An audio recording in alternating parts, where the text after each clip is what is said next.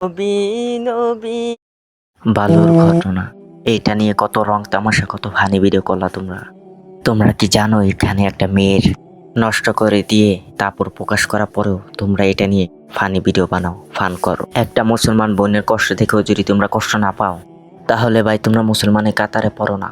এটা নিয়ে যদি তোমরা সমালোচনা বিচার যদি না করো তাহলে তোমরা যদি ফানি ভিডিও এবং ফান করো তাহলে কেমন মুসলমান তোমরা মানব জাতি তাহলে নিকৃষ্ট প্রমাণ দাও তোমরা।